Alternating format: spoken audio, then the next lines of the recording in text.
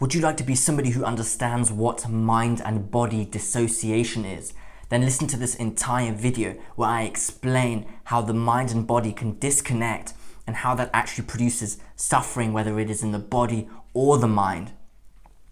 And also a perspective on why this dissociation occurs, on what the body is trying to communicate to you when you dissociate.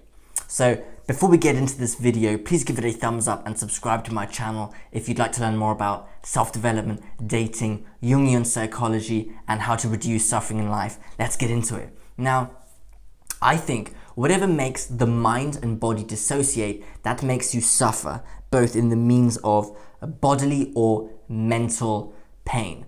Now, when I talk about dissociation, I mean that the mind and body are connected. For example, if you're feeling something in your body, it'll communicate it to your mind and your mind will pick it up. But there can be times when your body feels something, let's say it's in pain, but your mind, it doesn't actually notice it, it doesn't recognize it. And that can be when they dissociate. Or let's say, typically it's like, if you behave in ways that you're not thinking about, then you can dissociate. Or you're thinking in ways that are not in tune with what your body is telling you, then you can also dissociate. Now, I think dissociation is a very frequent source of suffering in life, and it's actually quite a common one, especially nowadays when we have access to so much information, so many information inputs that are significantly, I would say, detached from a peaceful, almost natural human state like social media. Like, you have to think of it like humans are a bit like animals. They used to live or evolved in nature, which is quite a stable in energy. It's quite a routine, not bland, but the opposite of volatile. It's like a stable state, the environment, let's say. And now we have access to so much information inputs that are far-fetched, abstracted, and which can actually draw our mind away from the body. It can like pull it away to dissociate. And I think this can happen very easily with social media, for example.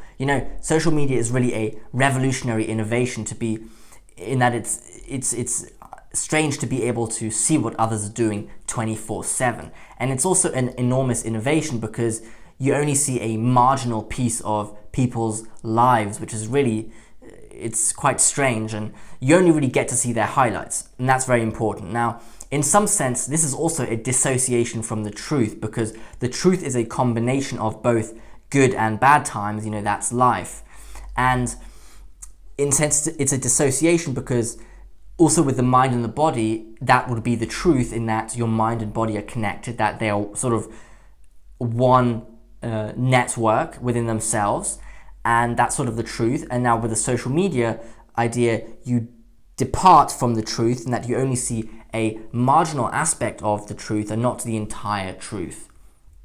And if you look at it like this, so humans have never in the past, I think, been able to observe what others are doing all of the time, from a mobile device even, it's never really occurred. And it's quite a mind-boggling innovation, which I think humans have not properly digested. I think it's like we don't know what effect this will have on us, really. And humans have been around for a very long time, and we've gradually evolved over thousands and thousands and thousands of years. And depending on what made us survive, we adopted new behaviors to apply ourselves to the environment. But these behaviors came to fruition over long periods of time, because the environment changed over long periods of time, and they became incorporated in the long term, because this environment we were subjected to evolved slowly, I think. But now we have these new tech systems that have arisen within a few years and have changed our environment probably at a faster rate, a faster pace than most changes we have ever experienced in the past. Hence, humans are not really equipped or used to this fast shifting surrounding, and they don't understand how to respond to it, to such a rapid change. So I think in general one can see dissociation as a departure from the truth in general.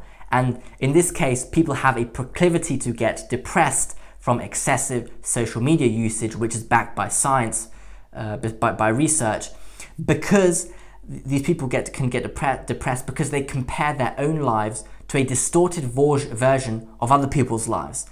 There is a dissociation in that, like the comparison between your true life with all its aspects, the good and bad ones, is being compared to a fraction of someone else's life. And that's an insufficient, false comparison. It's a wrong comparison, let's say.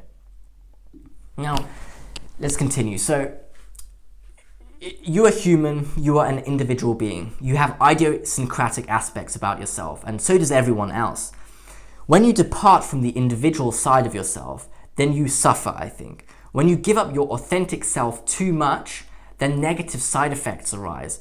It's like within you is something that is predisposed to wanting to manifest itself, whether you like it or not. And when you don't allow it to manifest itself, then it rebels and it tells you off through the channel of pain. It tries to communicate to you. It gives you feedback. And that's why I think, let's say, for example, excessive drug abuse creates suffering in the mind and the body, because they disconnect, not in terms of like hallucination, but because your brain and your body undergo something that they are, which puts them in a state that is not best for themselves. And this thing within you, like your conscience or whatever you want to call it, I'm not sure if it's really the conscience, but this thing within you that is predisposed to wanting to manifest itself has specific desires and wishes. And when you behave in a way that disturbs it and is not in tune with what it desires, then it gives you feedback by the means of suffering. And to underline that perspective, I think Carl Jung, the psychoanalyst, had a super interesting idea. He said that within you is something that is your future potential self, your highest potential that you could be. And it guides your attention to the things that will allow you to progress in life and get closer towards actually manifesting that highest future potential self. So it pushes you towards things that will make you grow. And when you, I think if we take, I think that perspective is very interesting, and there's something in that might be correct, I think. And when you are not following